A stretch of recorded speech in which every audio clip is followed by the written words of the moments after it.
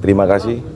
Jadi memang setelah selesainya pandemi COVID ini, kita coba menggairahkan persepak bolaan lagi, khususnya di wilayah Sumatera Barat.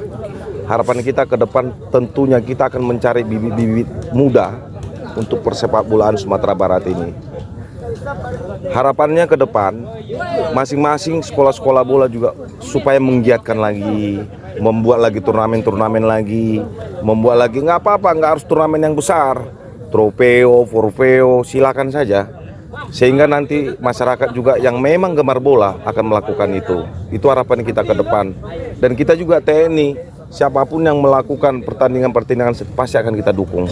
Ke depan juga batalion ini akan menyelenggarakan untuk kelompok umur U15. Baik kita undang juga baik dari luar Sumatera Barat.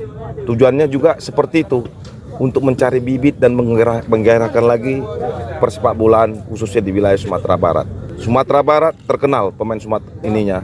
Mudah-mudahan ke depan juga ini semakin bagus lagi persepak bolaan di Sumatera Barat ini. Saya Kasrem, kalau nanti Dandunnya nggak boleh main bola, nanti saya yang mimpin bolanya. Saya nanti yang mimpin bolanya, saya yang bikin pertandingannya. Tapi saya yakin kalau kita serah terima di Angkatan Darat itu akan dilanjutkan. Pasti itu. Mudah-mudahan persepak bolaan itu bukan hanya kita yang menggairahkan, tapi semua masyarakat.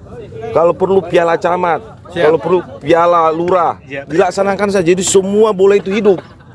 Jangan lihat besarnya turnamennya, tapi kita tujuannya untuk membina bola.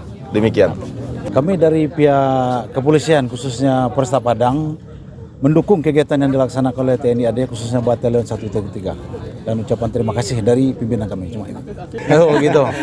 Timnya kalau diundang nanti mereka sudah disiapkan kan gitu. Iya, udah timnya udah ada. Diundang, ya? Siap.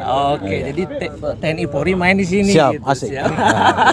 Makasih Bapak. Oke, siap.